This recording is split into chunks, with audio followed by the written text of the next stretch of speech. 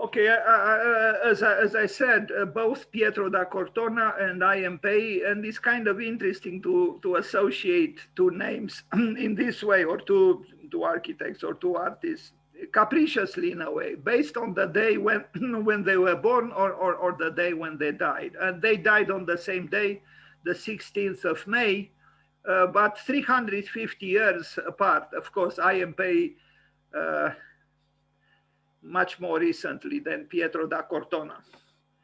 This was the man in a self-portrait, a nice self-portrait. He was a great painter as well, and we'll see some of his large-scale paintings or frescoes in several buildings in Italy and in Rome. He was very highly considered as a Baroque architect and artist, the equal actually of Bernini and Borromini.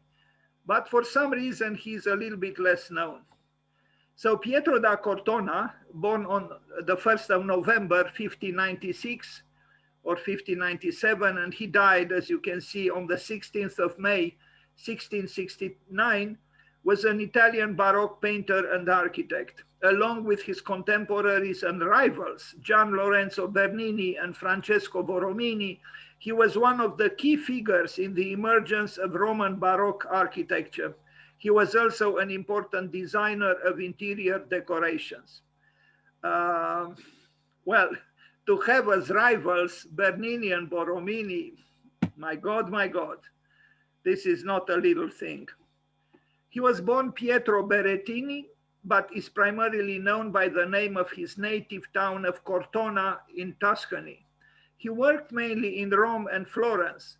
He is best known for his frescoed ceilings, such as the vault of the Salone or main salon of the Palazzo Barberini in Rome, and carried out extensive painting and decorative schemes for the Medici family in Florence and for the Oratorian fathers at the Church of Santa Maria in Vallicella in Rome.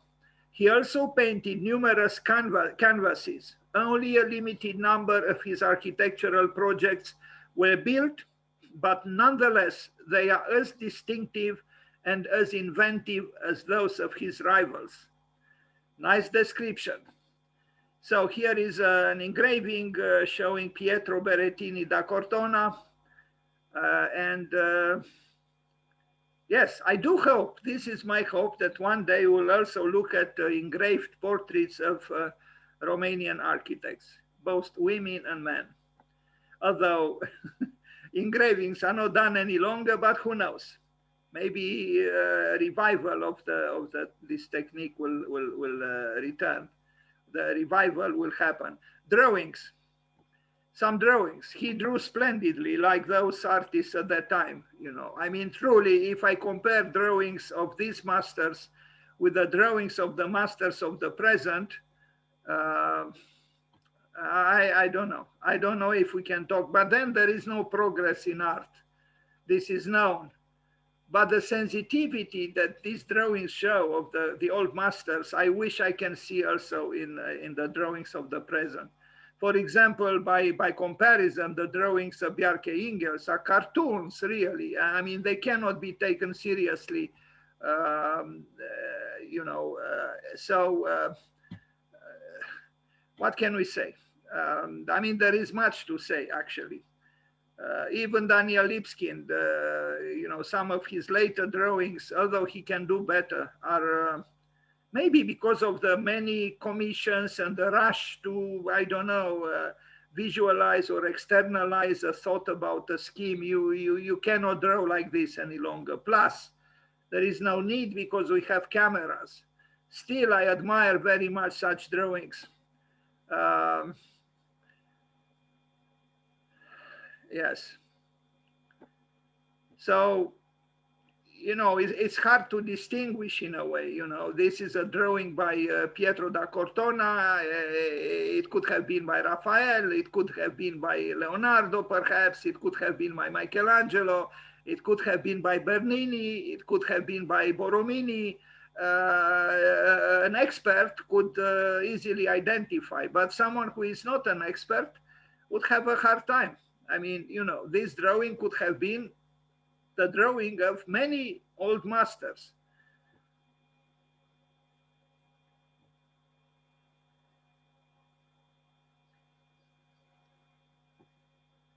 I mean, to have as rivals Bernini and Borromini again, you know, it shows how highly situated um, Pietro da Cortona was and is. And yet he is not known. I myself learned about him rather late. It's true, there are many masters to know, but once you begin to dwell in his works, you realize that you are dealing with a force in Italian art and in the Baroque art and architecture. Goethe said that unless we draw something manually, we do not actually see that something. I don't know what he would have thought, Goethe, about taking pictures, meaning with photographs. Is it the same thing? I don't know, maybe not.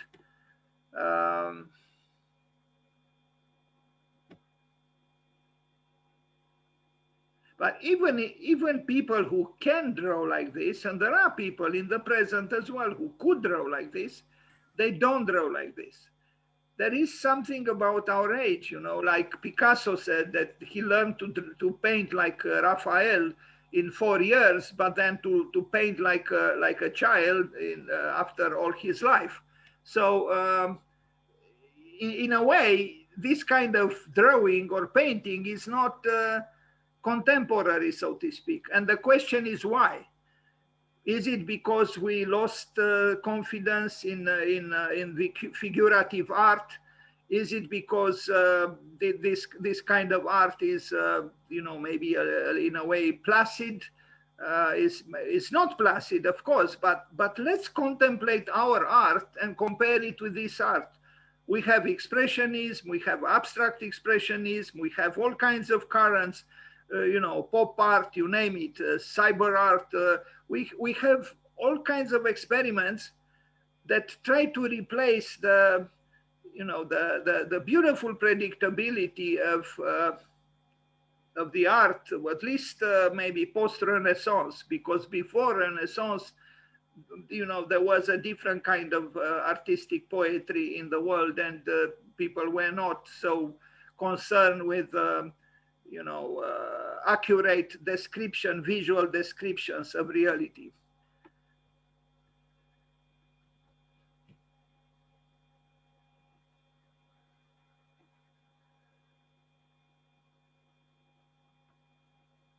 Also, we don't trust artists any longer in art.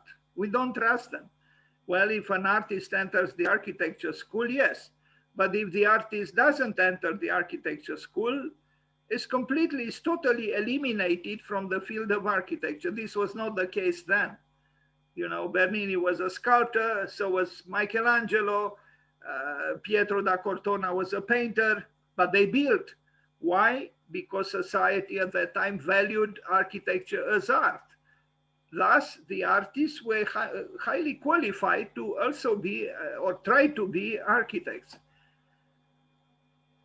Today we rather trust the businessman, the homo economicus, than the artist. But I think,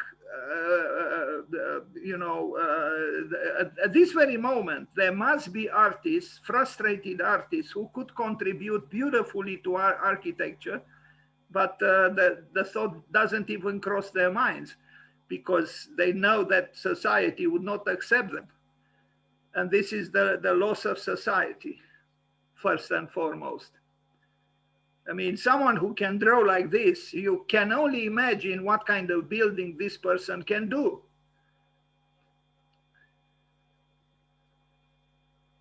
We don't even collaborate with artists. Forget about not commissioning them to build. No, it's a total divorce between the two. I think, and I will talk about this Tuesday when I will talk about the Bauhaus, because that's exactly what Gropius wanted to do, to bring back the collaboration between artists, painter, sculptor, architect. Why don't we do it? Could anyone explain to me why don't we do it?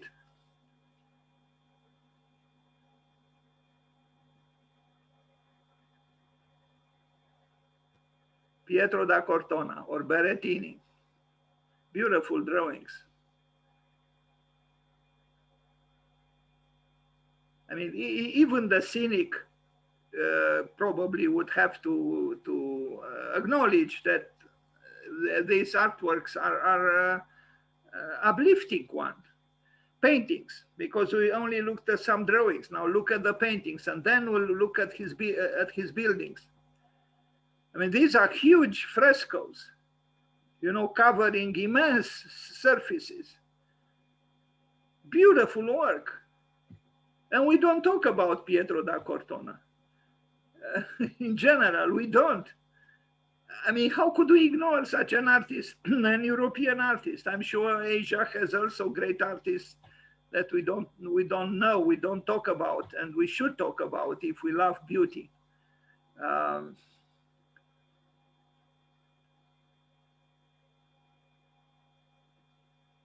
What if inspired by this kind of you know, naming of artists, not only artists, we do something similar? Let's say we say Dan from Sibiu, or Razvan from Brasov, or you know, to connect a name with the date of birth, with the place of birth of that someone, you know, to locate in a way a person. Maybe it could be something interesting there.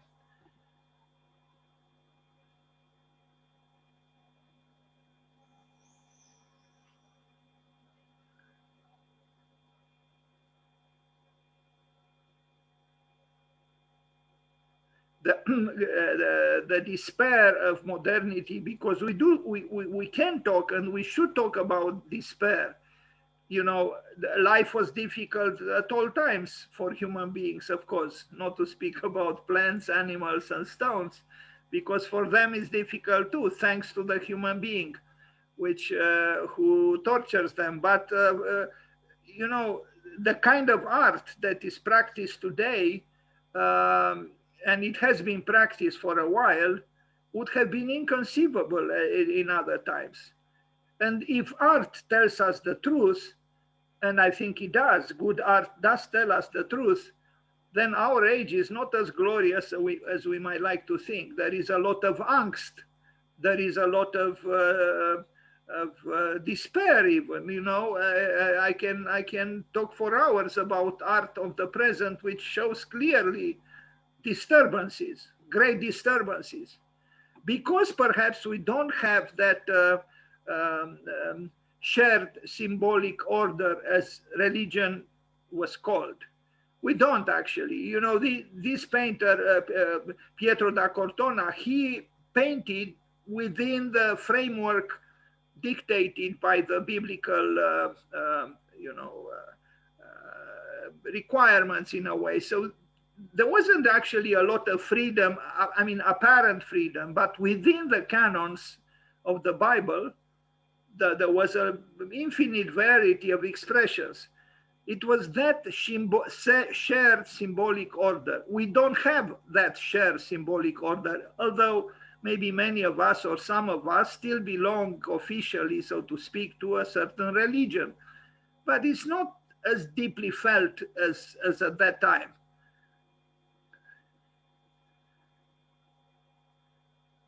It was as if Pietro da Cortona and his contemporaries were living actually on two planes of existence. You know, it was the mythical, the surrealism of spirituality in a way. You know, these scenes were illustrations of what the artist saw in the biblical texts, and they probably didn't consider that this was not real. It was very, very real for them. In as much as for the Greeks, for example, the externalization, the visualization of the pantheon of their gods was also very, very real. But we don't believe in such things any longer, you know. Although we know sometimes we pray, sometimes we go to the church, but in a more superficial way, I would say, than the people at that time.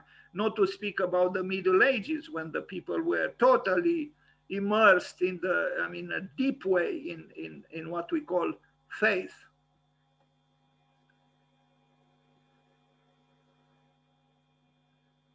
But we have Dr. Freud, we have psychoanalysis, because we gained a freedom which actually torments us. And within that freedom, we have to survive somehow, psychologically, mainly.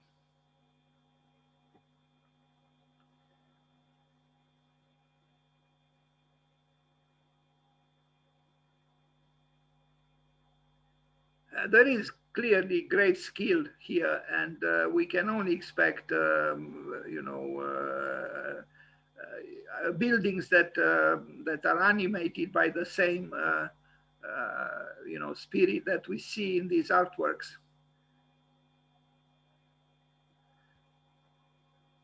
So I guess Bernini and Borromini didn't choose him as a rival just for nothing.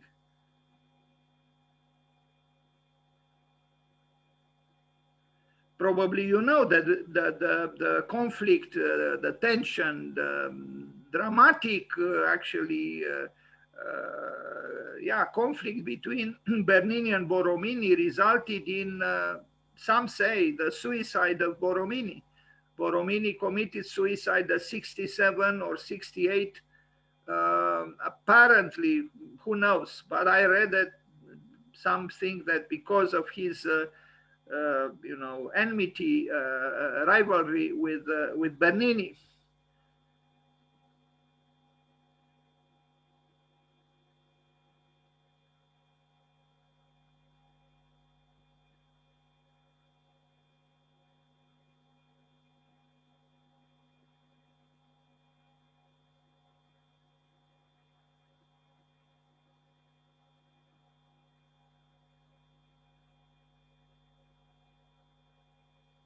Oh, we don't believe any longer in angels, do we?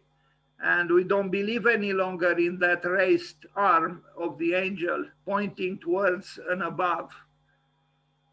Very rarely we think or feel in these terms. Although I remember,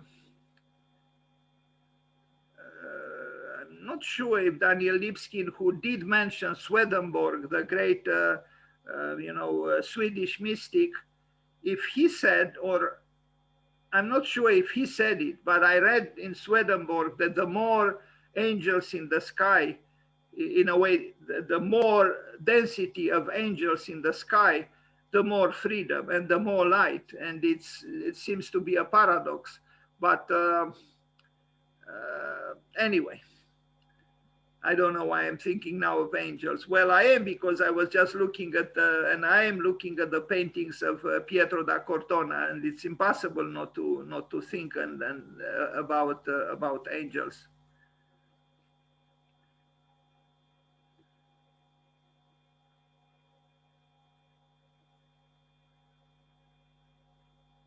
I think it is beautiful to have two planes of existence, the terrestrial one and the celestial one.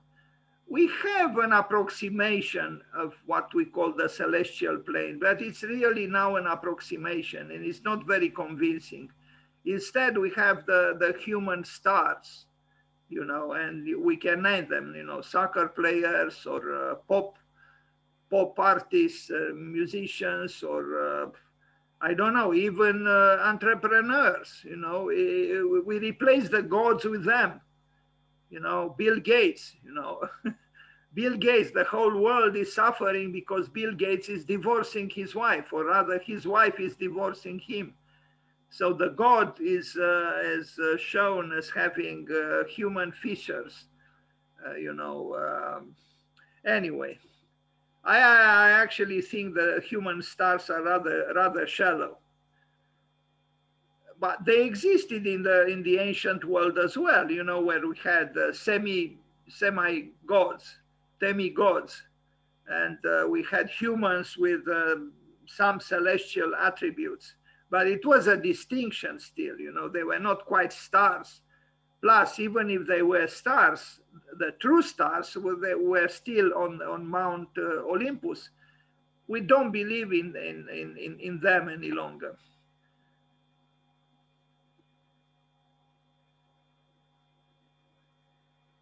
This one we saw. I'm accelerating a little bit. I didn't expect the section with the paintings to be so long and some drawings. But here we realize the scale of his fresco. It's huge. Not as big as the one by Michelangelo and in the Sistine Chapel, but still buildings. Let's look at some buildings by Pietro da Cortona. And I love his name, I really do. I also love the Roman Baroque. The Baroque, I think, in Rome is magnificent. In general, I like the Baroque. You know, it's dynamic, is interesting, is provocative, and not just in Italy. You know, there were great Baroque architects as well in other countries, like for example in Austria, Fischer von Erlach. We'll go first through some images of some of his buildings, and then we'll look at them more in detail.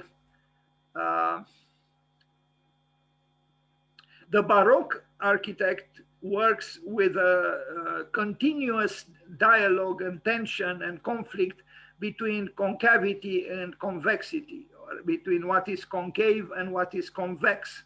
So there is an attempt at conciliation through discord. No, I didn't express myself correctly. It's harmony through contrast. So it is an art of contrast. That's why it is dynamic, and I think somehow the Baroque is appropriate for our time as well, because our time is, in its essence, kind of turbulent and dynamic, and so, but there are curious things happening, because on one hand, our life is dynamic and conflictual, tension, turbulent, but in some parts of the world, at least until very recently, architecture was rather neutral, and you know, like the international style, rectangular buildings, and so on, rationalism. But life itself is full of tensions in the present. And only the later manifestations like fluid architecture, you know, or all kinds of tormentations, if there is such a word, turbulent architecture, you know, advocated by certain architects like Frank Gehry, for example, and others, you know, in a way does justice to the dynamism of the present day life. Maybe you know, but Frank Gehry found inspiration in Bernini. So, you know, like Erasmus of Rotterdam said, if we want to understand a situation, we look to the past. It is the past that makes us understand where we are. And in a way, this is what I'm trying to do with these presentations. Although I also talk about contemporary architects, but all in all, it's about trying to understand the architectural phenomenon, both looking towards the past and looking at it straight into the eyes in the present. Anyway, so I will analyze, so to speak, several buildings by him after we just have this quick review without naming the buildings.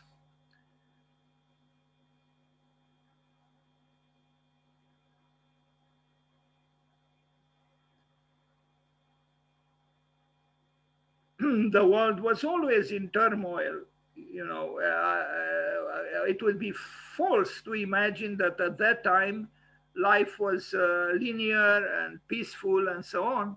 as Oscar Wilde said, you know, maliciously towards the Swiss, towards Switzerland. He said during the Renaissance, Italy had wars, dramas, poisonings, killings, all kinds of unfortunate events, but they produced Michelangelo, Leonardo, Bernini, Borromini, Bramante, and so on.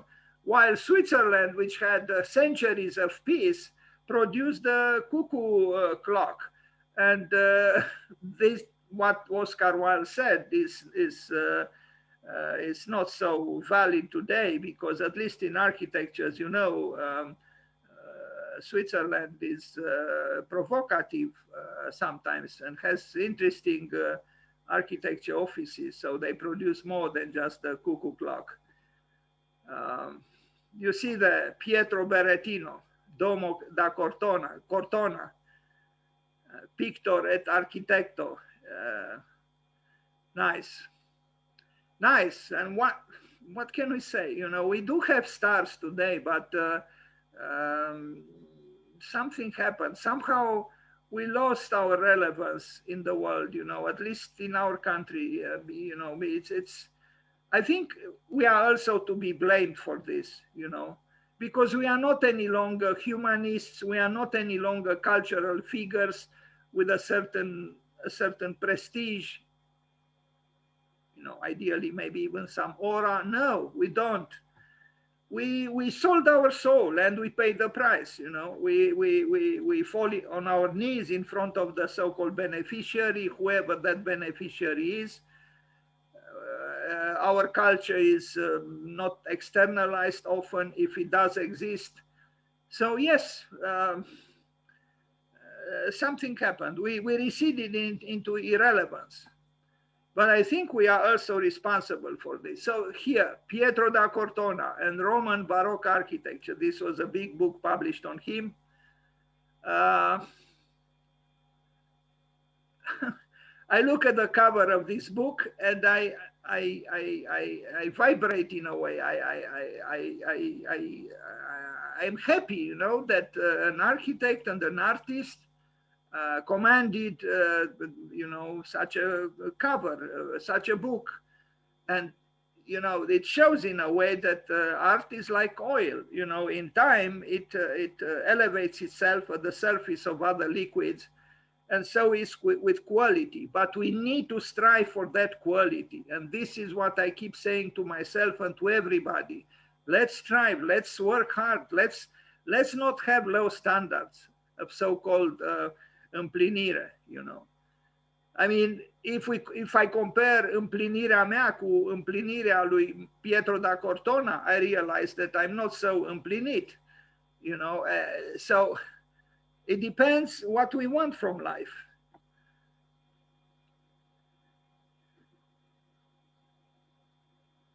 I hope I arrived, but I didn't look at it. I had this presentation prepared 1 or 2 years ago, if not 3. And from what I remember, I look in some detail to some buildings, but I don't yet see that happening. So I'm a little bit afraid that it might not happen, and I am a little bit embarrassed. It means I should remake the presentation.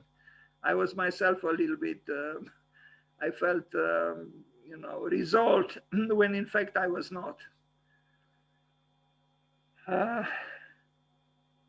But it's also true that there are so many architects that I try to talk about. I'm trying to excuse, and you know, the saying is, who is excusing himself is actually accusing himself. And in a way, yes, I am accusing myself. That sometimes there is a confusion in my head about the presentation about a certain architect and another architect. Like in this case, you know, jumping from Pietro da Cortona to IMP is quite a jump. I almost feel like rushing towards the end to see if it's not. No, there is another problem, that I have several presentations on the same subject, and sometimes I title them Pietro da Cortona 1, Pietro da Cortona 2, Pietro da Cortona 3, and in my inability to be very organized, I want to say to show the most accomplished version of the presentation, and who knows how it is named, and I show one that is just a step towards that most accomplished. It might be that this presentation that you see now is not my, yeah, my most accomplished one. I don't know yet. I'm a little bit afraid that it's not what I wanted to show you, and I should have double checked. Because I did present him earlier. I don't know if this year, maybe last year, and I don't think it was this presentation. I'm sorry.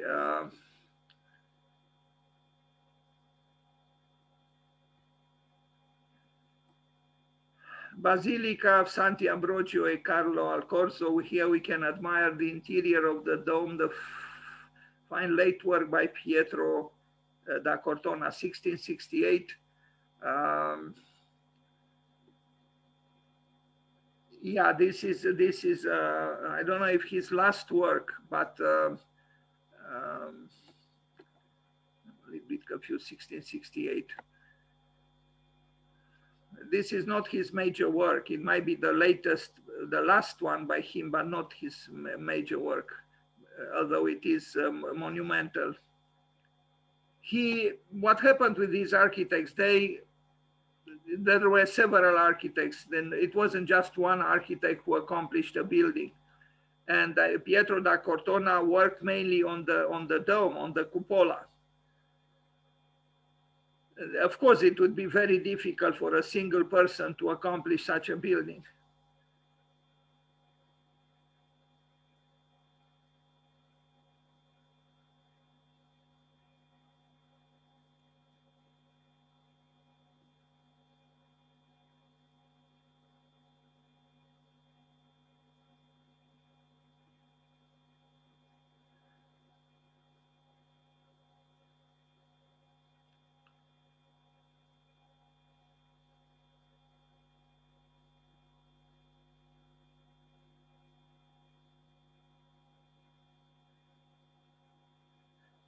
So this church, I guess, is in the proximity of Trinità dei Monti, and I should know that area very well because I worked for a couple of months for Paolo Portoghesi in Rome, and his office was right on top of the Spanish Steps where Trinità dei Monti was, on Via Gregoriana, and the malicious student wrote on a wall, I mean, it was written Studio Portoghesi, and I imagine a student, or who knows who, erased or crossed out the first three letters of the word studio, STU, and then it remained Dio Portoghesi. You know, so the conflict with the authority always happened.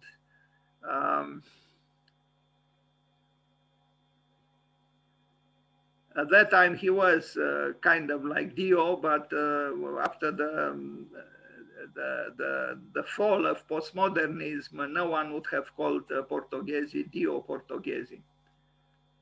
Although in the field of art criticism, and by the way, he was, and he's still alive. He is a great expert on Baroque architecture, particularly on Borromini. And a few days from now, it will be the birthday of Christian Norberg Schulz, his friend. I don't know, maybe we should talk about genius loci or the impossibility of a genius loci today by the way of Christian Norberg Schulz. When I worked with Portoghesi, there was also the son of Christian Norberg Schulz there, an arrogant young man with whom I had conflicts, but maybe I was arrogant too, I don't know. Anyway, I remember, I forgot his name. Eric, I think was his name. Anyway, coming back to this church by, at least parts of it by Pietro da Cortona, I'm not happy with this presentation. I have to redo it. I'm sorry, I'm really not happy with it.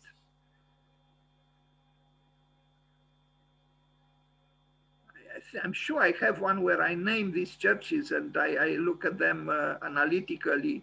in a more organized way. I don't know what happened with this presentation. I really don't.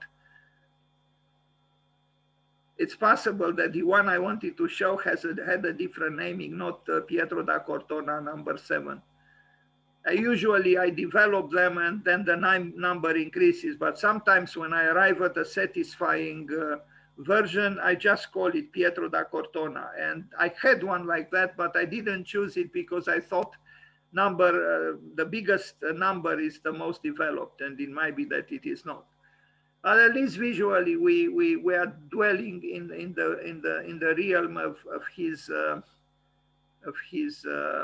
architectonic universe.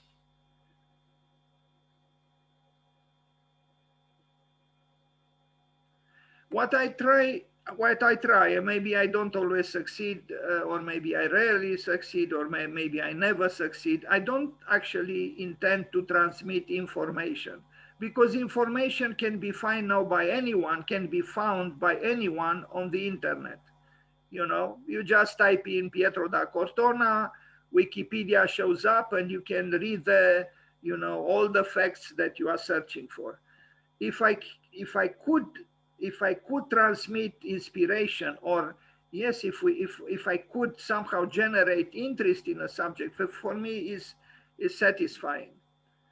So these are just invitations to further explorations. Church of Santi Luca e Martina, 1635-1665. I think what it is there are other works here, but they are not chronologically displayed, and this is what agitates me. I keep saying it, and I keep saying it to myself. We cannot conceive of this architecture in the absence of ornament. It's impossible. You know, ornament was always present in architecture. And Adolf Loos simply couldn't kill ornament. He tried, but paradoxically, he didn't even kill it in his own work, because he used the beautiful ornaments of marble in some of his works, the natural ornaments of marble. And so did Mies. In the Barcelona pavilion, there are incredible ornaments, which are the natural ornaments of stone, of the luxurious stone he worked with. So, you know, to describe Loos as banishing ornament or Mies banishing ornament is simply not correct. Why we are still not exploring the potentialities of ornament in architecture in general and in our architecture schools in particular, I do not know.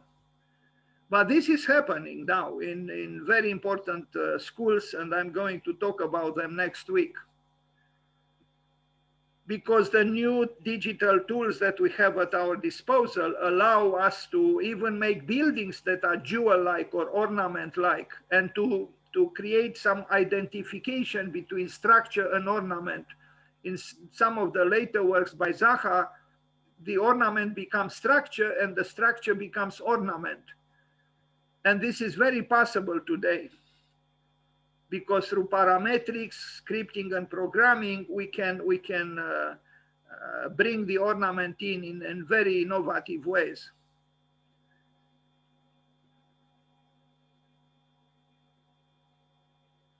I mean, even this building, which is not very elaborate in terms of ornamentation, if we strip the building of all the ornamental parts, we don't gain a plus, we gain a minus. And still the building has a certain complexity. I mean, you know, look at these columns here, you know, there are just here, there are 8, 10 columns. You know, the structuralists might have said, we don't need so many columns. But it wasn't just about, you know, the static elements of erecting the building. It was also about rhythm, about aesthetics, about beauty. And, you know, just like in the case of Palladio, at Palazzo Chiericati, there are totally unnecessary columns there, if we are to talk about structural reasons for those columns. So there, you know, you cannot judge architecture only in terms of necessity or structure. It's impossible. Even columns were added for ornamental reasons. Santa Maria de la Pace, this is probably his most important work from 1656 to 1667, 21 years. And here we see, you know, convex, concave. And it was a difficult space here because it's very narrow, a little plaza, a little square in front of it. I think he worked only, I mean, mainly on this part, the frontal part of the building. Santa Maria de la Pace. Let's look again at the time frame, 1656.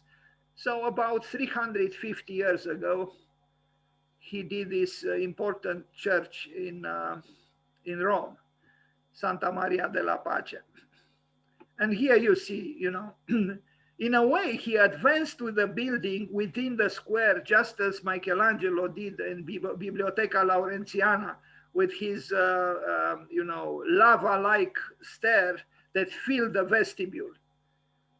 The less adventurous urbanist or architect would have said this is not proper, you know, to already a small square to occupy further through the advancement of the building.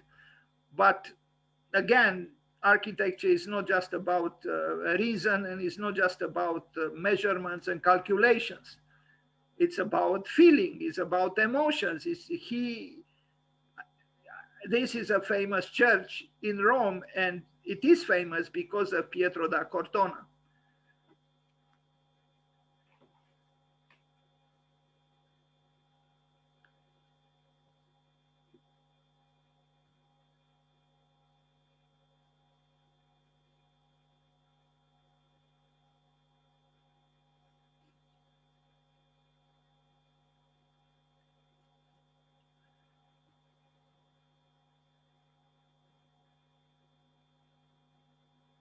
Santa Maria de la Pace. And I really love this interplay between, you know, what is concave and what is convex.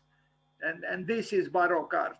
This is Baroque architecture. It's dynamic, it's conflict, it's tension.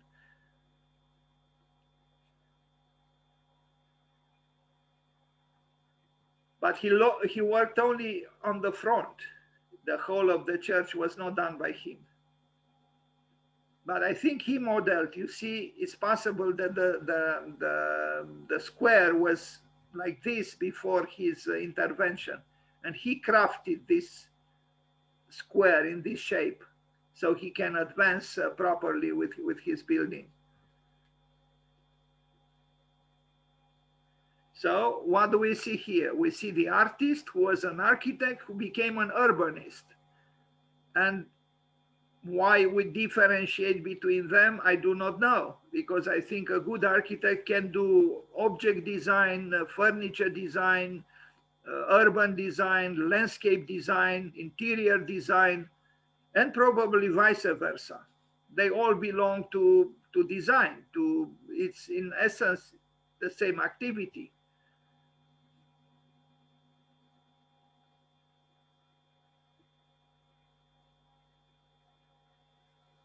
It's not a large building and it's not a large facade, but because of the dynamic forces at play, it's a significant architectonic presence within Rome.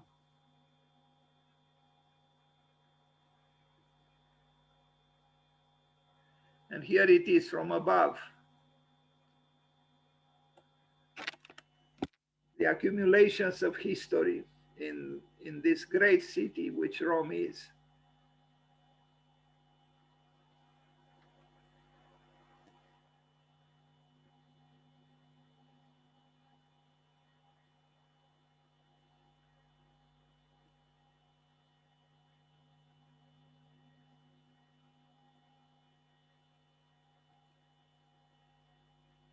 He must have been very implinit, very accomplished, Pietro da Cortona, as those artists were. Imagine, you know, you do the paintings that we saw by him. You do the drawings that we saw by him. You do the buildings that we saw by him. Now, who would deny that architecture is an art? To me, the fact that people are still questioning if indeed architecture is an art, of course it is a special kind of art. It's true, it's not quite art. And I don't agree with Brâncuș, who said that a building is an inhabited sculpture. No, I think the specificities of architecture are a little bit different, but the sculptural quality in architecture always helps. So at least in part, what Brâncuș said was correct, but not the whole of it. Santa Maria in Via Lata, yes, they were sacred works. They were buildings for churches. We have different kinds of programs, and I admire modernity for addressing, social concerns, blocks of flats, schools, kindergartens, and whatever. But even if we work in those fields, we should never forget the specificities of architecture.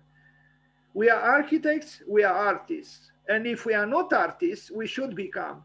Because to be architecture without emotions, without feeling, without symbolism, without metaphor, without even spirit, is not to do architecture, actually, in my opinion. I mean, maybe I'm superficial now, but I'm thinking, why not have the architects even well, sometimes they are dressing extravagantly, but I don't know. I think even further, I once proposed at Minku to have the hippie day, and I invited all the students to come on that day dressed as hippies, to bring in that spirit of non-conformism, of colors. It was also the arrival of spring. I was thinking of Primavera, of Sandro Botticelli.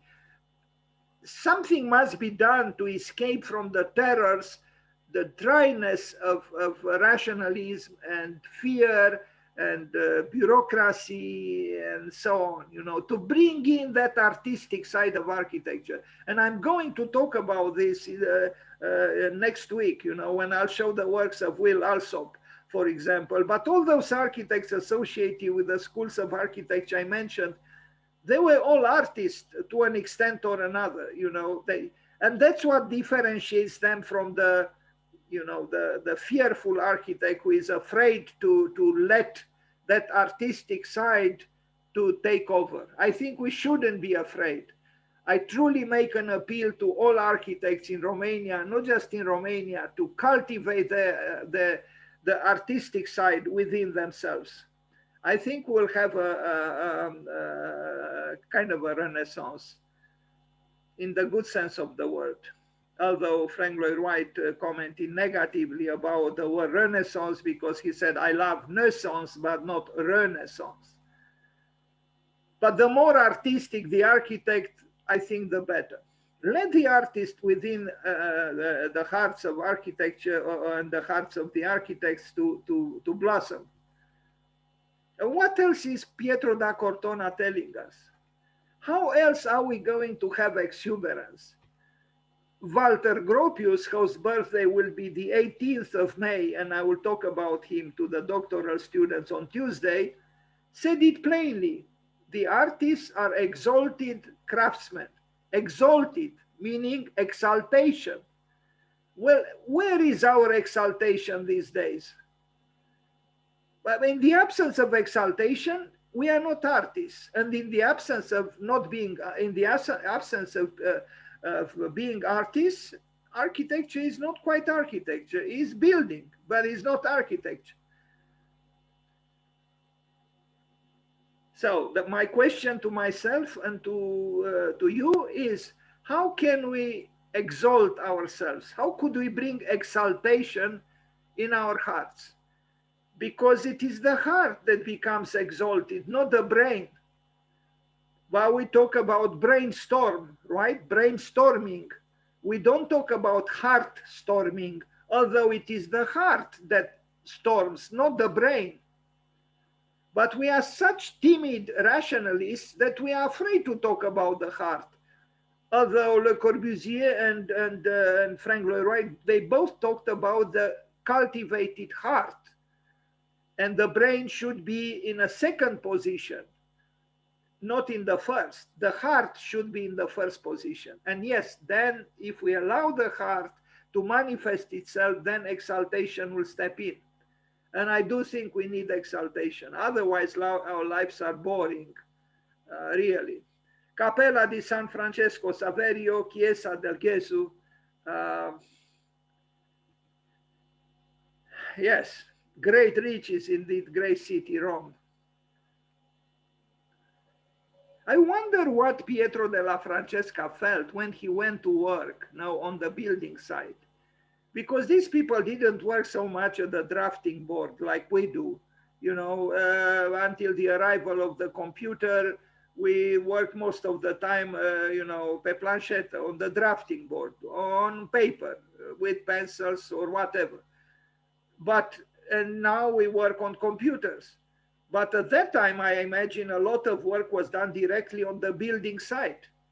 So what would have been his feelings there on the building site of Il Gesù, there in the church? I can only envy these people. Gavotti Chapel in San Nicola da Tolentino. And something else, essentially, a lot of work was done for the dead. I mean, these are, you know, tombs, gravestones, memorials, chapels. But you see how interesting and how paradoxical in a way it is. All this splendid work was actually very related with Domus Eterna, with death, with the dead. Something we totally ignore these days. We don't think of the dead. No. At least in the 19th century, architects designed tombs, graves, cemeteries, very rarely these days. Sometimes it is done, you know, Aldo Rossi did it, Eric Miralles did it, Carlos Scarpa did it, but not too many. But when I look at these pictures, truly I become exalted.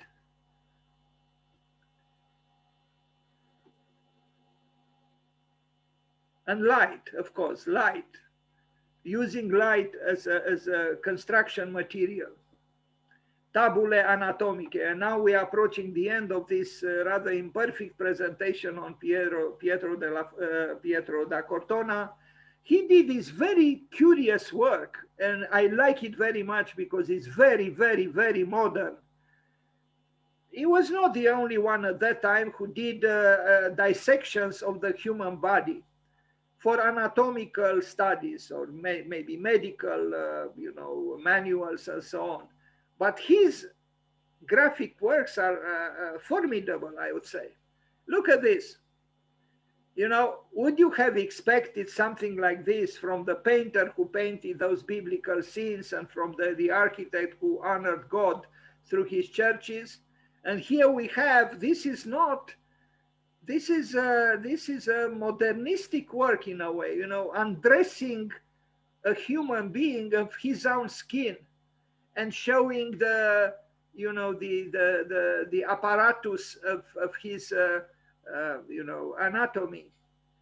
Very interesting works, and in my opinion, very modern. If by modernity we mean unconventionality, a sense of theatrics, you know, even surrealism in a way. And look at this, you know, where you have the man is holding some kind of a effigy or a mirror where a detailed part of his work. And these are I mean, these are done not by a medical student or a medical practitioner. These are done by a major artist.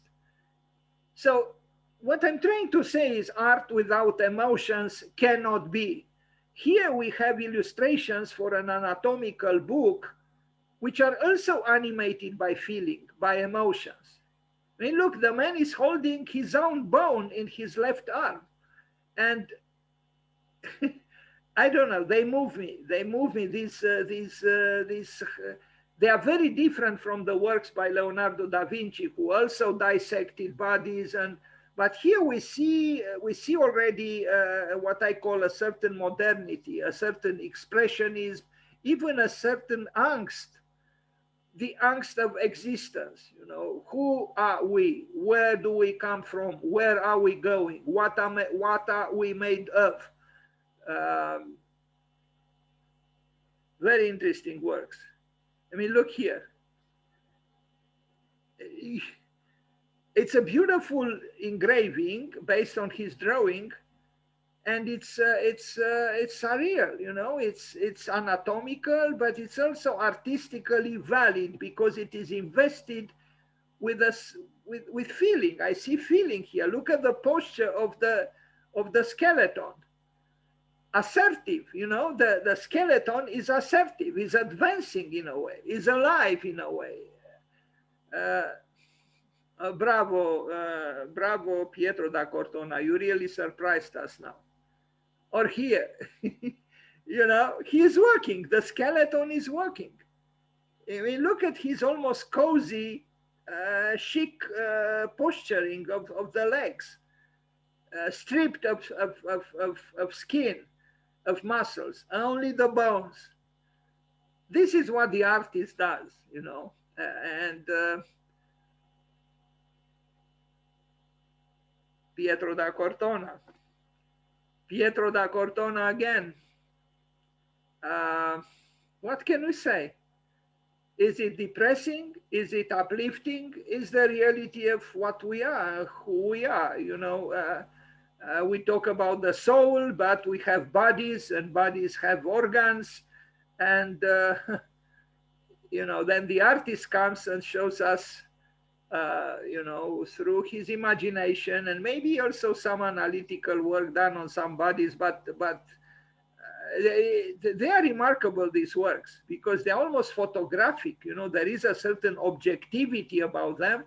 But then it is the alarming fact that the body, although it seems to be alive somehow, I mean, it is kneeling, and yet you see the organs are emerging from within the carcass, from behind the carcass of the body.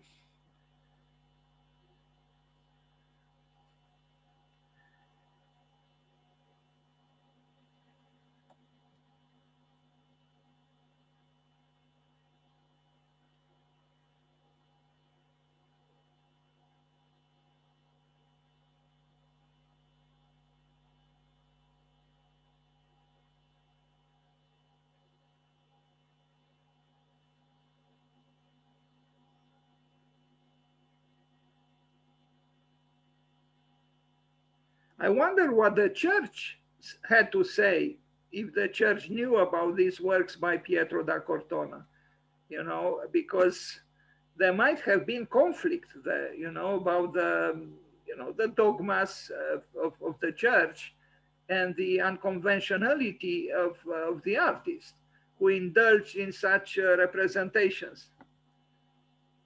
Or here, look, is a Baroque skeleton, if you want. Very interesting works. How would an architecture be that approximates these dissections, these Baroque dissections by Pietro da Cortona? Okay, thank you. And now we go to I.M. a very different architect from a different time. In fact, he died not too long ago, and at the incredible age of 102 years. Slideshow from beginning. I.M. 1917, 2019. So he died 2 years ago. This man had it all. What can I say?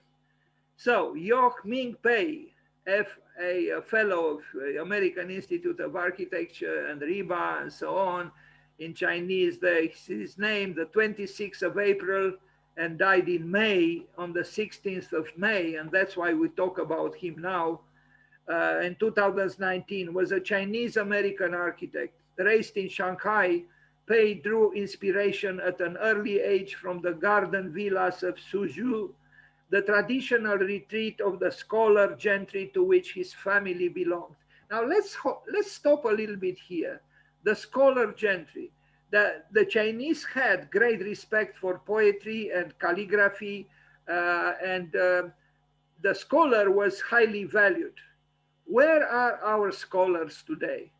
Do we have architects who are also scholars, but not scholars who find refuge in the solitude of their preoccupations, but scholars who are valued by society, who have the prestige of spirit and culture? Where are they? Do we have an Alberti in today's architecture? Not, not so, and maybe every country, and let's talk about our country. Why don't we have architects with that prestige that Alberti had? And it's not about the emptiness of I mean, an empty aura. No, it's not about that. It's about bringing culture back into society as intensely as possible. And I think we can do it, but we can only do it with sacrifices. We have to choose what to do in our lives. We can inform ourselves beautifully from the tools, the myriad of tools that we have. We have practically at our disposal the whole knowledge of the whole world.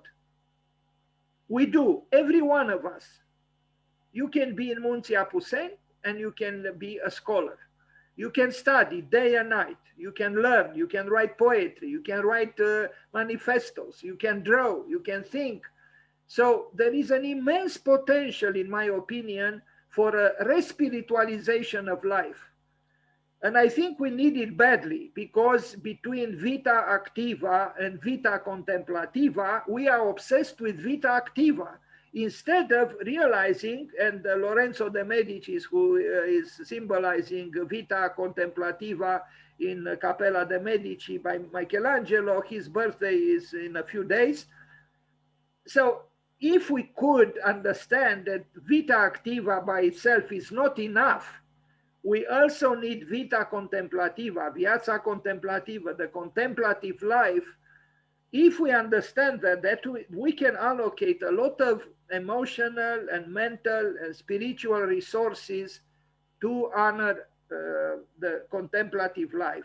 And if we do that, I think everybody will win, so to speak. Life would become more colorful, more interesting, more intense, more cultured, more creative, and we'll have scholars who are valued by society. But this is not the case now, as you know. Anyway, in 1935, Pei, so he was 18 years old. He was born in 1917. So when he was 18, he moved to the United States and enrolled in the University of Pennsylvania's Architecture School, but he quickly transferred to the Massachusetts Institute of Technology. But he was there also unhappy. He was unhappy with the focus of both schools on Beaux-Arts architecture, and spent his free time researching emerging architects, especially Le Corbusier. The eternally provoking Le Corbusier, who said, "Brisez les écoles, même l'école Le Corbusier," break the schools, even the school Le Corbusier. After graduation, he joined the Harvard Graduate School of Design and became a friend of the Bauhaus architects Walter Gropius and Marcel Breuer. And I will talk about them both on Tuesday when I will talk about Bauhaus, because both immigrated from Germany to the United States.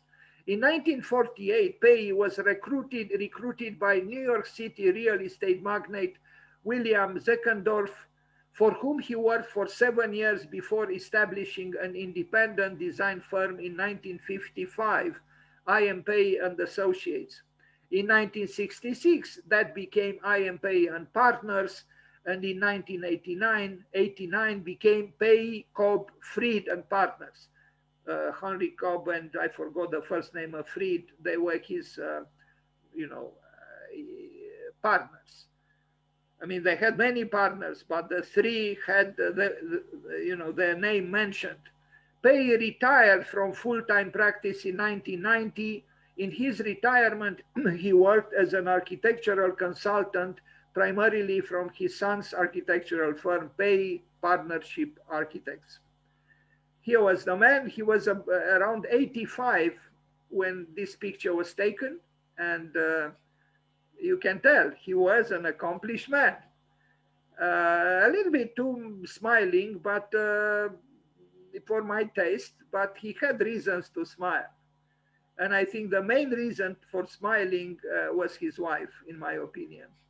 I saw pictures of both, and they made a great couple, and maybe that's also why he lived for so long, because he had a great wife.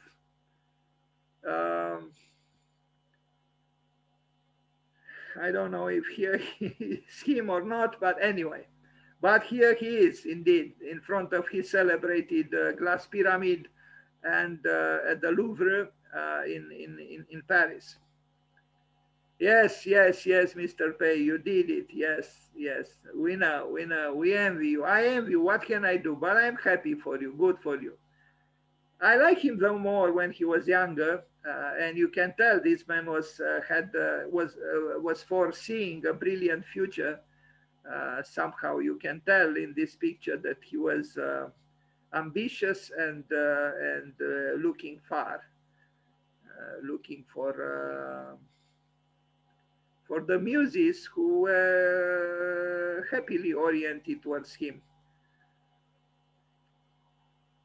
You are a little bit infuriating, Mr. Pei, really. I mean, not everybody has all the reasons you had to smile like this. First project, 131 Ponce de Leon Avenue in Atlanta in 1949. So he was born in 1917. So he was 32 years old. 32 years old.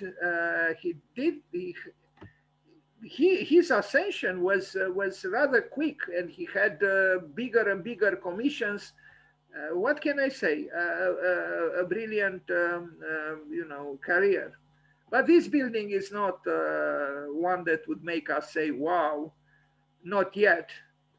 Then the Mesa Laboratory, this I like, of the National Center for Atmospheric Research. Look at this, it's already monumentality, sculpturalness, and being audacious. And when was it built? It doesn't say, but it should be after the war, in the early 50s. So America was exploding in a way, optimistically. You know, the Second World War ended, and the country was economically sound, and IMP was building. So this building expresses the ethos of those years. A belief in science, a belief in technology, a belief in laboratories, and everything seemed to be unstoppable.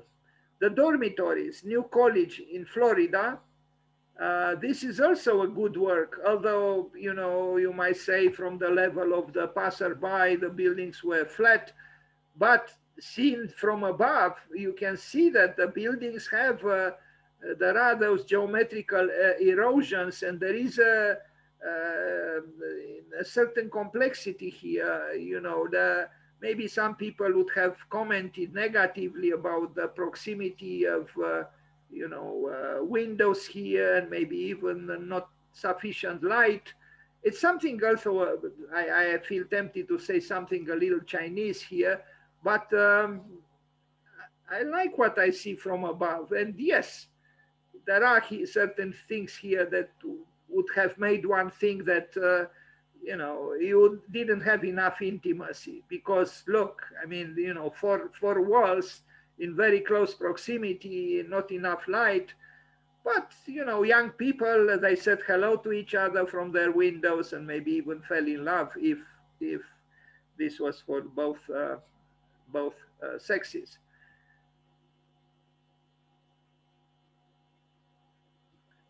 John F. Kennedy Library, this already a very important commission, to build. It means he was already very appreciated, and it's a vintage IMP, so to speak. Please be kind and turn off the microphone. Thank you. So, it also says something about the country, that here you have a Chinese man immigrated to the States. And not really so much later, he's building the presidential library for Kennedy. It shows the country is open to anyone who has something to say and who says it convincingly. It's a massive work. I mean, look at this space. Of course, he was not interested in sustainability, or there were no restrictions in this sense. And you can imagine the amount of air conditioning that is needed here. I only hope that these two walls are not oriented towards west. But the architecture is typical IMP, working with the square, the circle, the triangle, with rotations or not. And it's massive. It's huge. It's giant. I mean, that flag is probably, God, it's a huge flag. Honoring a president who was killed, of course. So there we can reflect upon the tragedies of life and all kinds of issues. The presence of guns in that country, where guns are can be obtained by anyone, and then they complain that they have a lot of killings. Well, you have a lot of killings because you have a lot of guns, and anyone can get those guns. That's why you have the killings. But the producers of those rifles and guns would not give up on the killing equipments. And there, I once launched a competition for a new facade for the National Rifles Association, NRA, in the United States, because the building doesn't say anything about the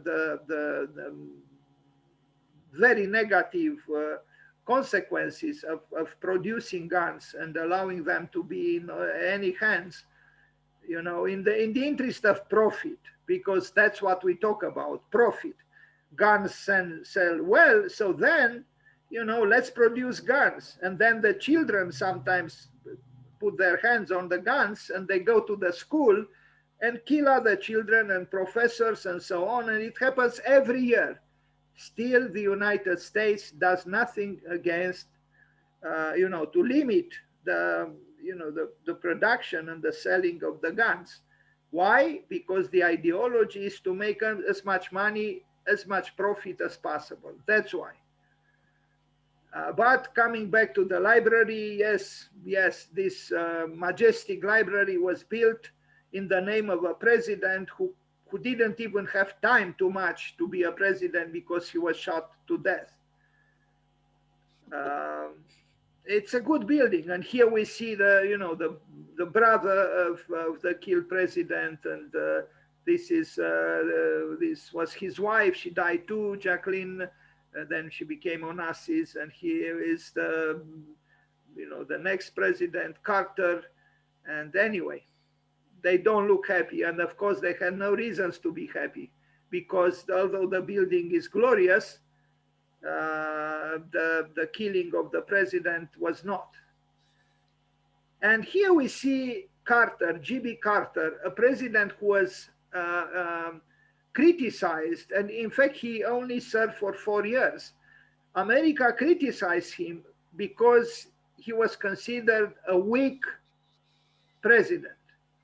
But now I read just a few days ago that he's reconsidered, because this so-called weak president had some brilliant ideas 50 years before we talk now about sustainability, ecology, climate crisis, the climate change and so on. These men anticipated these things. So the so-called weak president was actually a visionary. And I even like his pants, his trousers. They seem to be a little, I mean, they are not ironed. Can you imagine being here in the front line, in such a, and It's something, I like Carter, but America didn't like him. They are still alive. At 90, he's 96, and I think his wife is 95. Bravo to them. Anyway, moving forward with a great library that IMPA built. And, you know, yes, I criticize the gun industry and all that obsession with profit, but North America also has virtues. And one of the virtues is that someone with talent and ambition and hard work can succeed. And IMPA succeeded. Uh,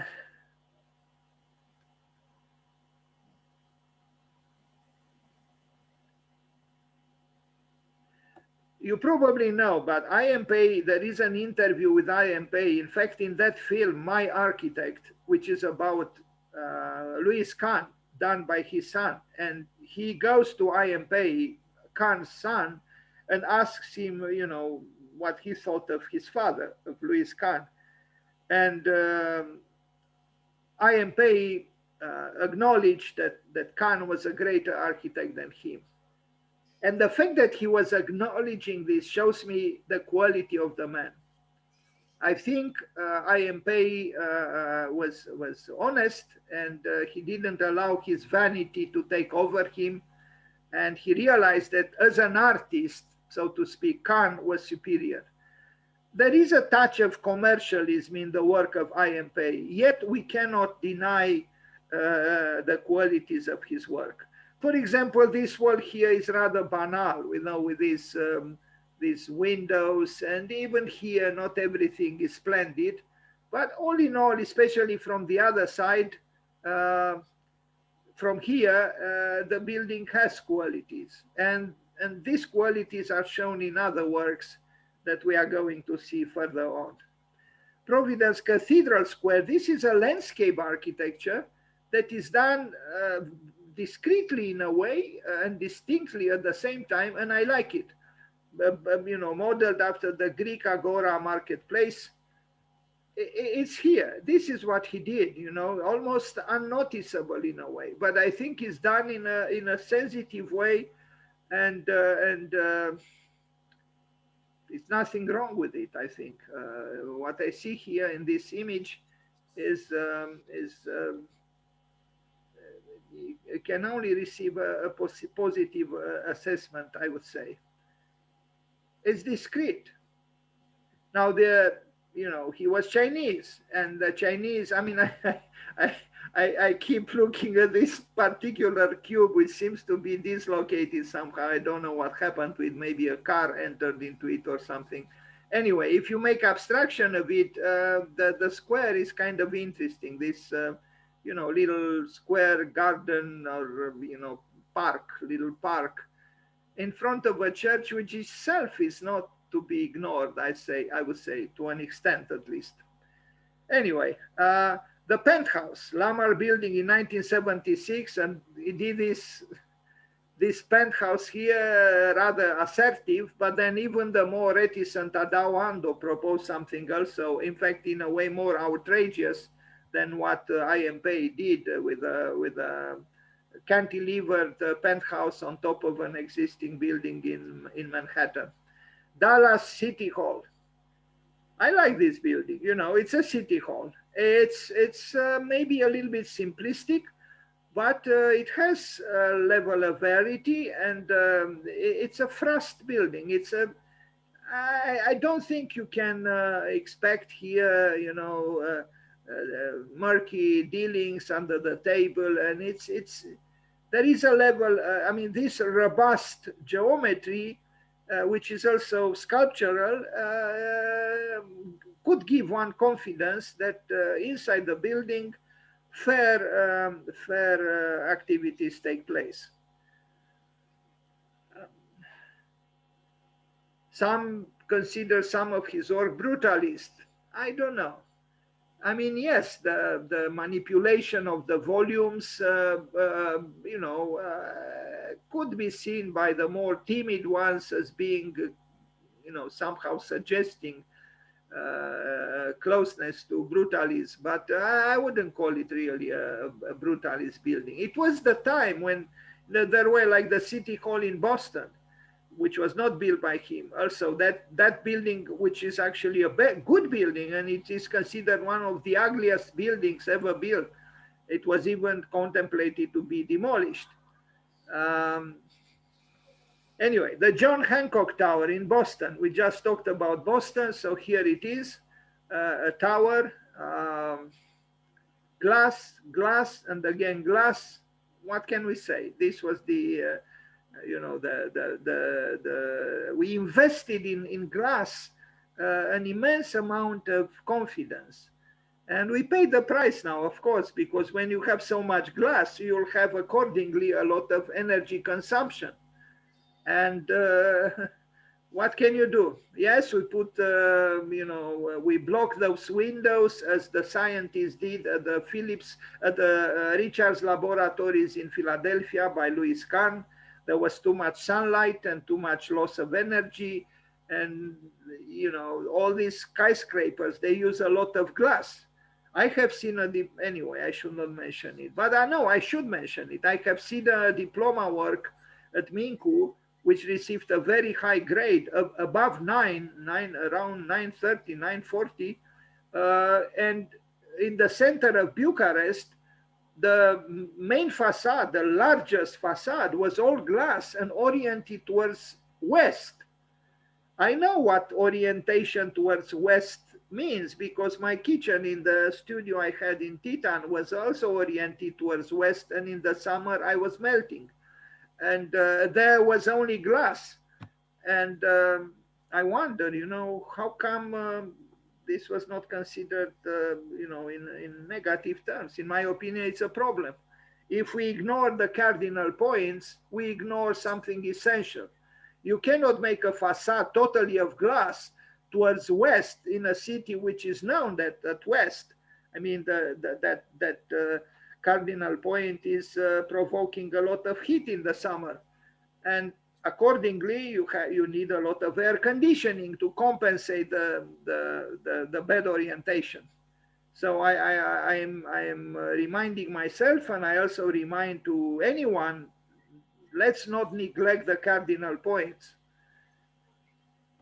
But about them, probably Pei himself didn't care too much. At that time, America had a lot of power, you know, to produce electricity, to produce all the technology that is required to take care of the lack of sensitivity in orienting properly the building. But at that time, you know, maybe it's more excusable than today. Although in the case of a major architect who neglects the cardinal points is problematic, I think. The Everson Museum, I like the fact that here, in opposition with the tower in Boston, there are no windows. You know, apparently he was equally attracted. In a way, I think more attracted towards blank, opaque surfaces like here. I like this museum. Rock and Roll Hall of Fame. This is another important work by him, and I am a little bit surprised that he was commissioned to do the Rock and Roll Hall of Fame, but he did. Here again, we have the glass pyramids, anticipating the glass pyramid in Paris. Again, no concern for cardinal points or loss of energy or heat in the summer and cold in the winter. He wouldn't have it. He was a sculptor in a way who played with these volumes, and the building is okay, but I wouldn't use a word more generous than okay. From certain points of view, the building looks fine and is interesting, but still these giant glass pyramids, you know, make me a little bit uncomfortable, because clearly he didn't care about the trajectory of the sun on the sky. There, without a giant machinery to produce air conditioning, you'd suffocate in the summer and have the winter coat on you in the winter. This is the demagogy of glass. And Andrea Kahn wrote eloquently about it in a book published by Princeton University or Library about, I mean, the essays on architecture by 10 women architects from the United States. And Andrea Kahn, who was she had no relationship with Louis Kahn, she just shared the last name. She wrote about the demagogy of glass. It's an essay that many of us should read if we are indeed concerned about losses of energy. And even psychologically, the glass promises something which it doesn't deliver. Like in The Glass House by Philip Johnson, you would say, well, okay, complete glass means complete transparency. But maybe Jean Nouvel, in his French chic and provocative way, was right when he said complete transparency is obscene. Although he himself used it, like in that hotel near Paris, where he made some bathrooms, not all, but some bathrooms have the walls made completely of glass. And he was asked, why did he do it? Jean Nouvel said, to promote the conversation or dialogue, with a certain smile on his face. Anyway, architects are not always profound thinkers, and in a way, the seductiveness of architects comes exactly from their superficiality, because we have to know many things. And when we know many things, we don't know anything truly in particular in depth. And then we play with forms, the so-called, I did say when I looked at the works when we looked at the works of Pietro da Cortona, to become artists. But there is a problem here, because sometimes the artist in the architect who ignores the trajectory of the sun on the sky and other issues could become vicious. And that is a problem. So we see here where the north is, where the south is, the west and the east. We can, I guess, analyze, from what I see here, it seems actually this glass pyramid is oriented in some measure towards west. And anyway, America has money, so it has air conditioning, so it can take care of the problem. Plus, the rock and rollers, can take it. They can take the abuse of the sun. Do we see here the trajectory of the sun on the sky? Of course not. But if IMP would have studied with more attention the works of Le Corbusier never ignored the trajectory of the sun, the apparent trajectory of the sun, because he knew very well that it was an illusion. After all, he lived and worked after Copernicus. But we don't see that trajectory here, being even suggested by IMP. And that is, I think, a weakness in his work. Otherwise, what can we say? I recognize this is probably Ray Charles, and this is John Lennon, and I don't know who these people are. I don't know who this one is. But anyway, the stars who replace the gods on Mount Olympus, or whoever, or wherever. Yeah. Glass, glass, and glass again. Well, fortunately here there is also water, and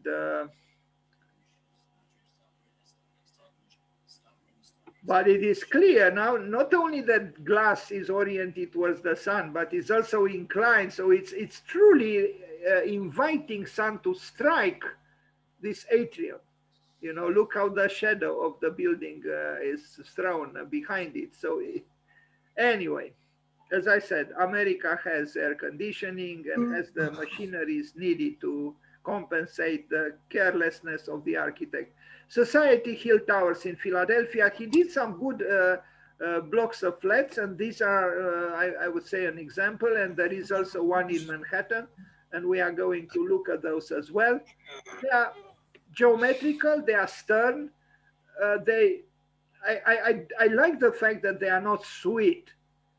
You No, know, no. they, please be kind and turn off the microphone. I hear somewhere some kind uh, of noise. Thank you. So, you know, this, in my opinion, he did well choosing a more restrained architectural, you know, scheme for his housing projects. And here is now, you know, a plan of an apartment.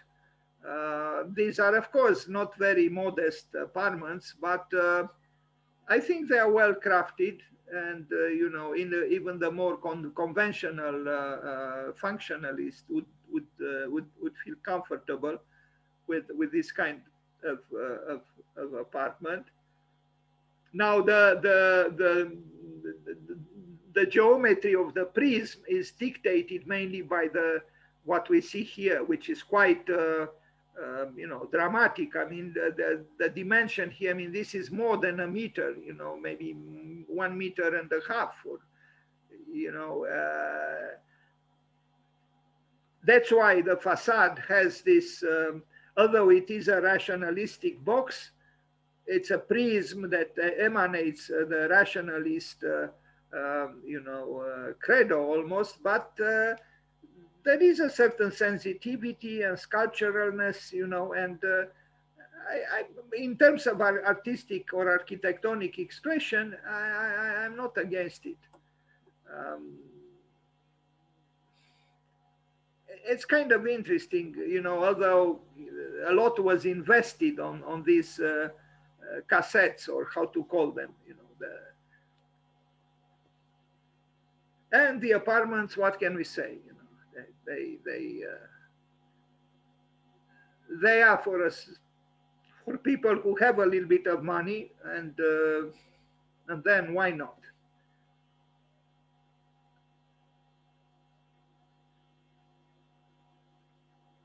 Quite tall also the ceiling here, from what I see, but not here. I don't understand very well. Anyway, now these windows, they do not open. Maybe, but I'm not sure if the bottom opens. But what I see here, they do not open. So again, air conditioning. You know, you have the chance here for cross ventilation, but that chance is not used. Um, yeah, the Silver Towers in New York. I just mentioned them. These are in Manhattan, and there is even a sculpture by Picasso here. So you can imagine this is not really for proletarians, but architecturally, the towers are, I think, are valid in the architectural choice of forms. But you know, just like in the case of Mies van der Rohe, you have a rationalistic architecture, and then you bring in Alexander Calder, the sculptor, or Picasso in this case. Why? Because what Picasso has in this sculpture, the building doesn't have. That's why. But the integration of the arts, as we saw in Pietro da Cortona, could become again some kind of a desideratum, you know, today. Otherwise, we have what we have here, the rather rationalist architect, and then we bring in Picasso to compensate for what we forgot to express. Gateway East, Getaway East, Singapore. In my opinion, he's becoming more and more commercial. If by commercial we mean an architecture which is rather predictable, we already see here that there is a difference between these towers and what we looked at here. I mean, these are also towers, but here there is a level of virility, of verve, even geometrical verve. Here we see already slickness, and somebody wrote that it wasn't me commercial. I don't know exactly why. Yes, he's still slanting, you know, certain walls or facades of the building, but to me is a weaker work. Then the Four Seasons Hotel by already the firm called Pay, Cobb, and Free, Inigo Free, I think, or Freed, I'm not sure about. They already here the building is postmodern. It has some qualities, I would say. I think IMP, whenever he used opaque walls or blank walls, he becomes more sculptural, and this is a quality, I would say. I mean, architecturally speaking. Otherwise, already you see that the building was affected by postmodernism a little bit, but not as dramatically as in the case of other architects. I'm not even mentioning Michael Graves, whose career was totally destroyed by his acceptance of postmodernism. But even here we see this kind of thing is clearly,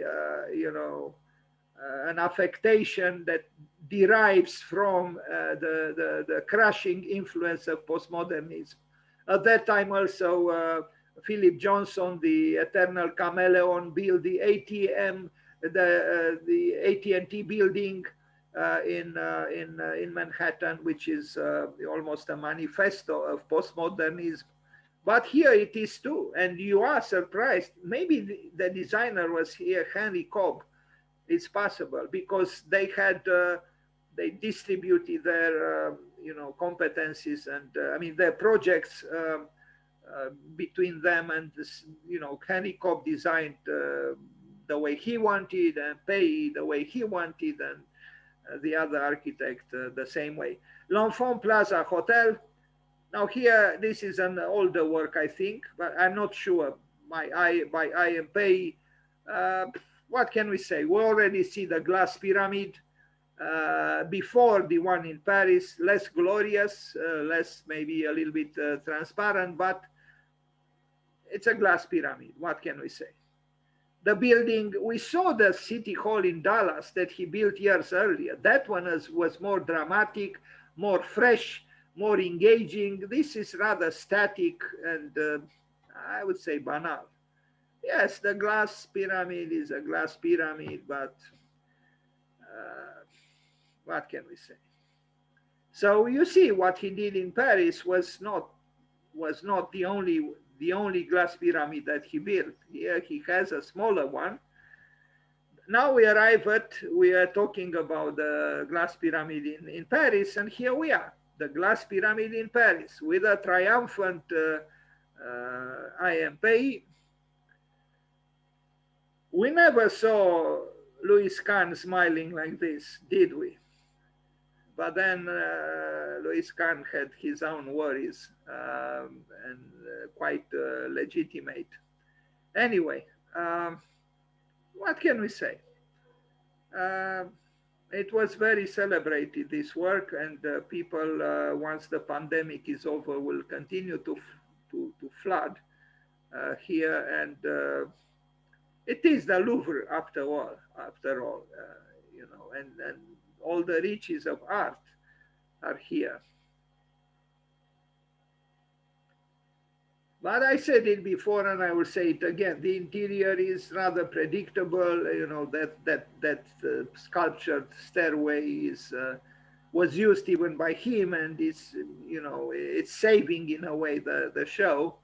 And it could have been here an airport, a mall, or whatever. It's a museum.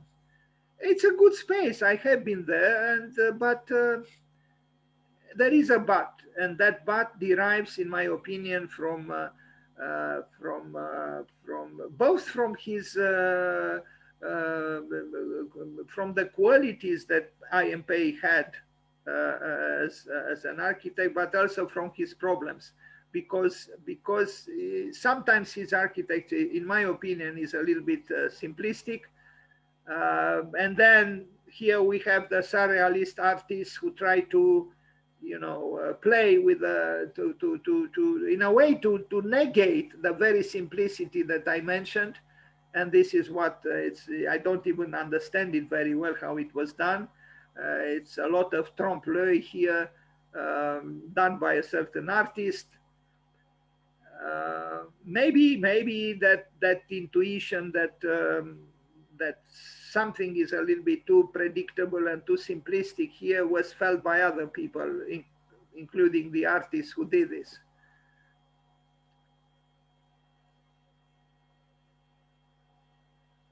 And again, no concern at all about the trajectory of the sun on the sky. No, this pyramid is descended directly from the head of the architect in this place, and totally ignored that one triangle was facing east, the other one west, the other one south, and the other one north. They are treated equally, although it's known that the cardinal points are very different. But this was not of concern to IMP.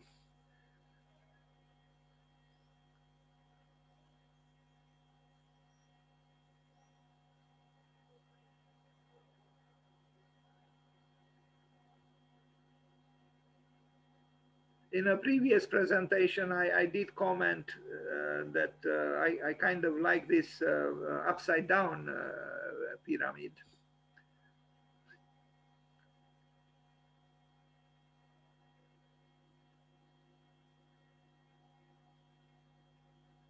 I'm not quite sure what its function is, but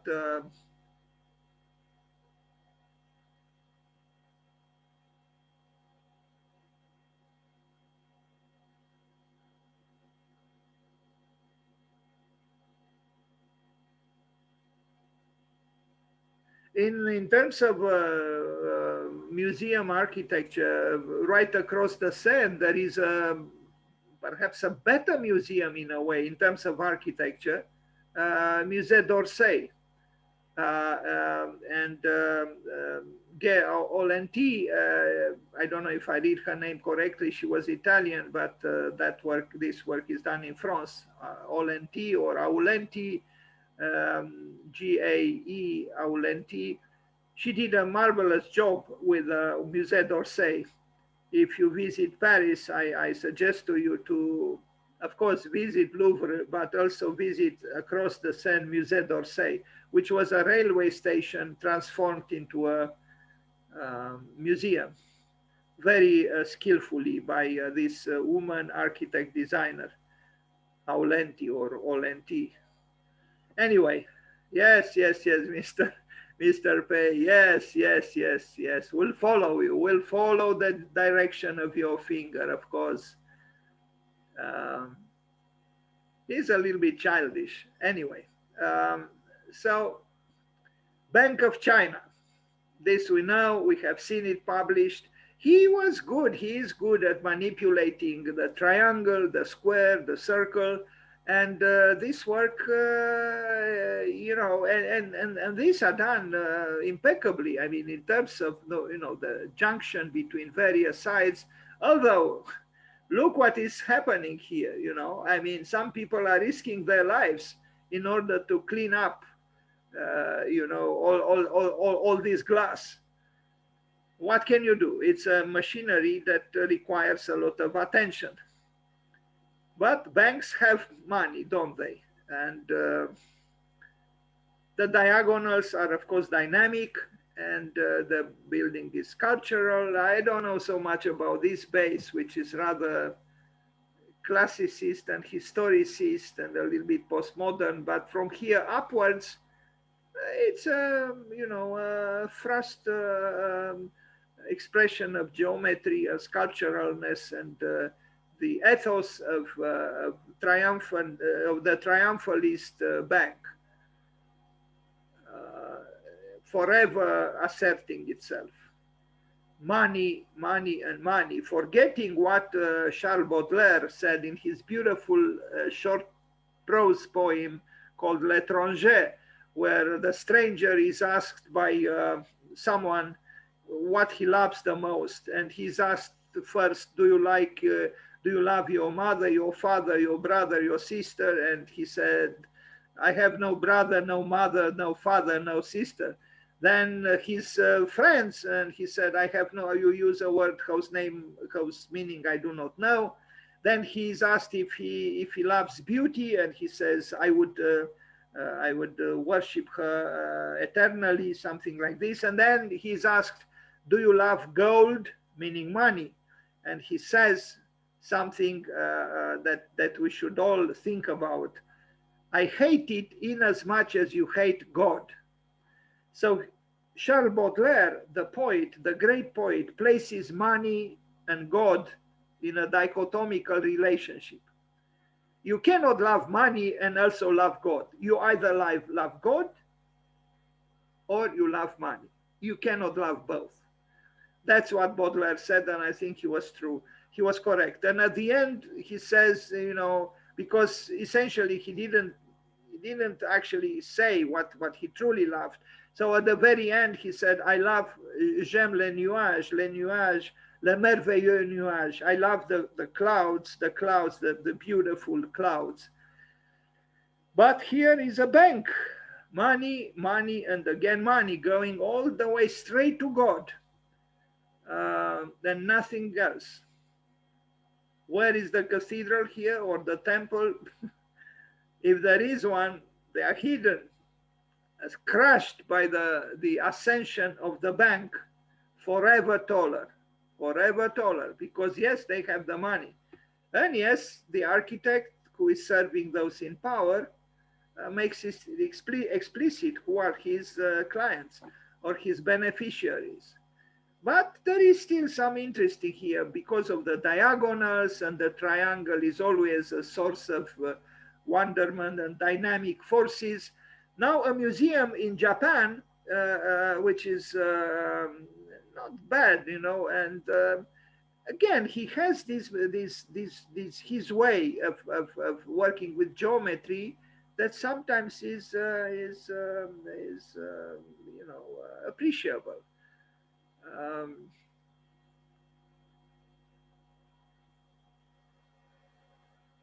we'll see also a museum he built in China, so he returned to his native country, and I think he did a good job. Maybe not, a work above any kind of criticism, but one of his better works, I would say. And it was difficult to handle, I would say, emotionally for him, because he became Americanized, and returning to the country he left when he was 18, he was already formed in China, I would say, in good measure. But we are now in Japan, and lesser work by him. I like the roofing, but and the structure of the roofing, which again ignores the trajectory of the sun, but we know already that IMP was not concerned with that insignificant problem. He had other interests, but otherwise it's an interesting roofing, and yes, the people there, I guess, have the proper air conditioning.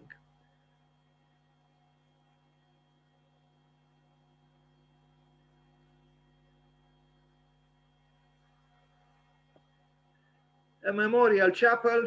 The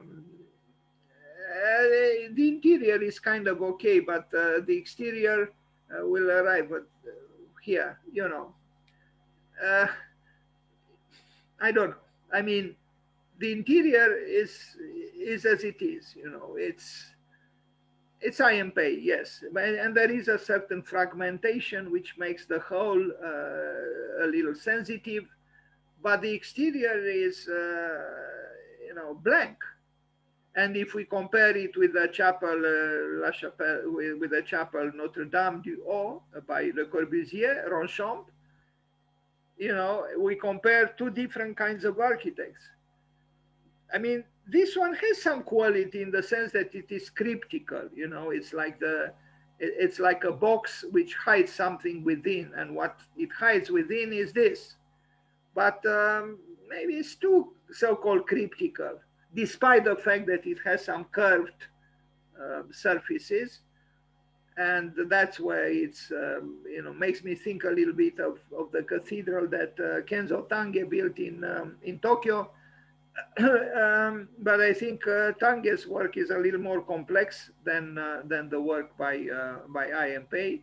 It's not bad. It's not bad. It's just that it is a little bit too easily readable, if I am to use this word. You know, it's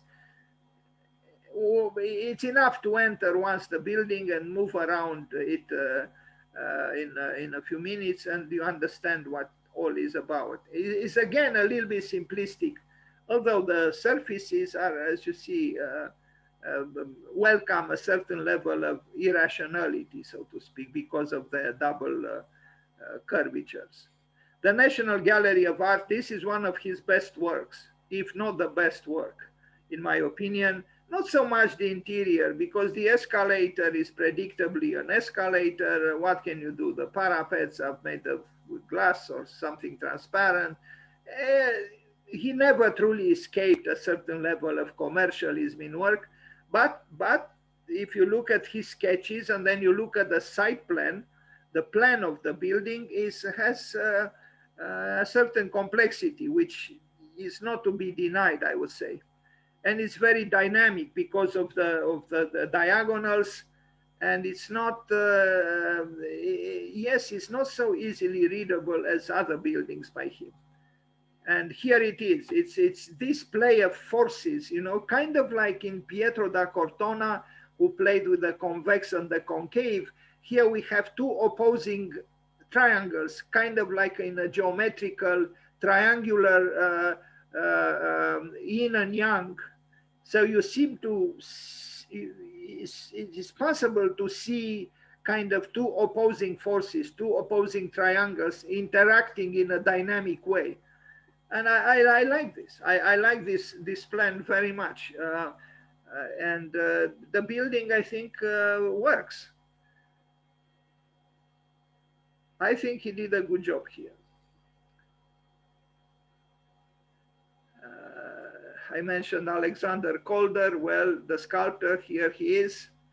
I mentioned him in relation with Miss van der Rohe, but he is here as well. Alexander Calder, a very interesting sculptor who was initially an engineer, and he became a sculptor.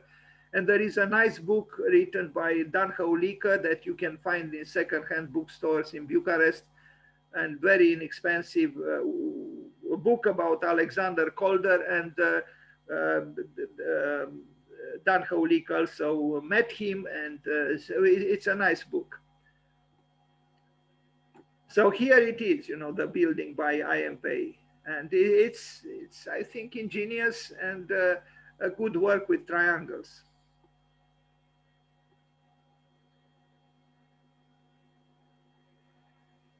I mean, compared to this building and this building, this is dynamic, is alive. Although it uses explicitly stringent geometry, it is alive. And I think, well, maybe I like dualities. I do. I like dualities. And I like this fact that this building has these two triangles pointing in opposite direction. This one here, the other one there. The little glass pyramids are here as well. Another Calder piece, in fact, both the red one and the black one, the mobiles, or maybe it's one sculpture, I don't know, by Alexander Calder, Calder. Here the pyramid is a little bit fragmented, so he was playful too. He was capable of being playful. Now the Deutsche Historisches Museum in Berlin, again, glass, glass, and glass again. Otherwise, of course, it's interesting, it's nice, not so unpredictable as one maybe I would have liked, but despite the fact that without air conditioning here in the summer you would melt down, and in the winter you would tremble, it's a good building, I guess.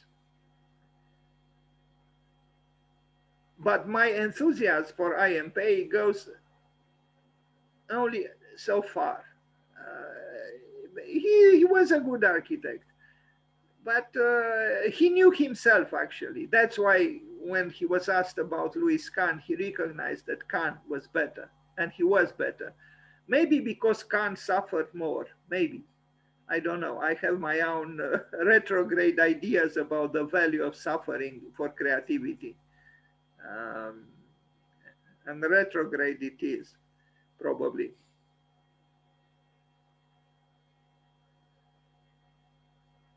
Okay, we are in Berlin here, and for anyone who wants to see it arrived in Berlin, it would be very easy to arrive at. And otherwise, yes, IMPay is why IMPay. Um,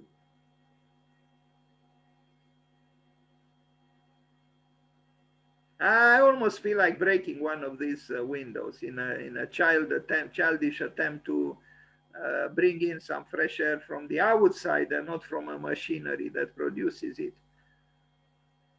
Okay, now we arrive at the museum in China, which I mentioned, and I think is an interesting work to an extent. I think it was difficult for him psychologically to build in China.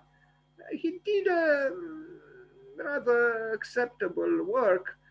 Um, Maybe when those white walls become a little bit less white because of the elements, and the stones become less manicured as they appear here, would be better. Otherwise, this kind of geometry is a positive thing, and we saw it in the museum in Japan, and we see it now in the museum in China, except that here is less glass. Maybe somebody told him, Monsieur Pei, please pay a little bit of attention to the trajectory of the sun. I don't know. It's different, but still IMPay. It's not bad, and the proximity of the lake. This happens often in China. They bring in the water, ponds, lakes, whatever, and this helps even in terms of the quality of the air, both outside the building and inside the building. Otherwise, the same manipulation of rotations, triangles, squares. We don't circles here, but we do have squares and triangles. As we can see, he didn't say no to the traditions of China. Uh, in the same way, also, he didn't say no to his modernistic aspirations.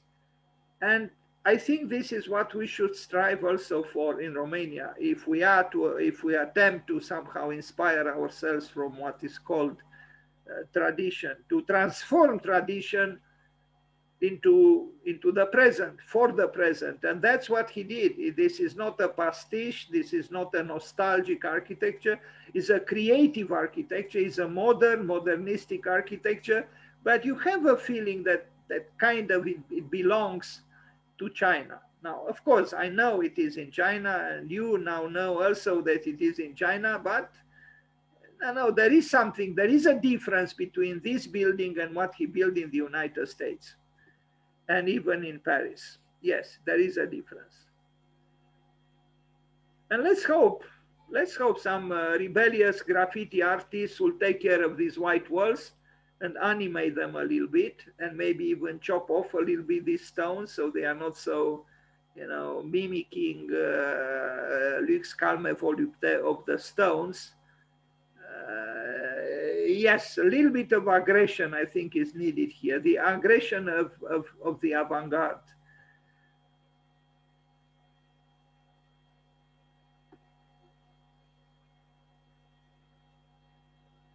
I like the fact that he fragmented the monolith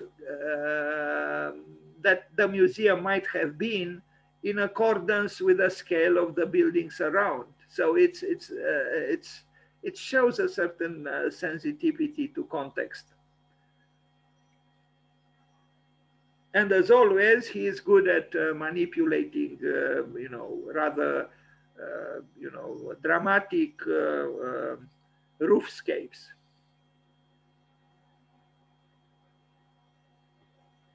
And now the Museum of Islamic Art in Doha, in Qatar. This is a little bit too like a concession, it's too literally pleasing, for the Arab culture. And I don't know. I think it's a less accomplished work compared to the previous one. It's this, but you know, when you use this kind of windows, I mean, this is the difference between Khan and IMP. You know, IMP becomes a little bit too predictable and literal and you know, commercial and you know, too accommodating. You know, he's too accommodating. I mean, what does this window have to do with IMP in the end? You know, I understand he's in Doha in Qatar, but he could have found a more creative way, and he didn't. He probably didn't even search for it. The interior, yeah, it has some, you know, modernistic drama, but the exterior is too, you know, yeah, too accommodating. That's how I would put it. You know, it's, anyway. And Mr. Give me a break, Mr. Pay. Please invent something else. This is we have seen these things. It's a deja vu, and it's not winning our hearts. Sorry, nor these additions, you know, to honor the local culture. No, this is too literal and it's too simplistic. I'm sorry. You sold your soul here, but probably for a lot of money, of course. Um, I think there are more creative ways to honor the local culture. But anyway, that's it. So he died today on the 16th of May. And both Pietro da Cortona and IMP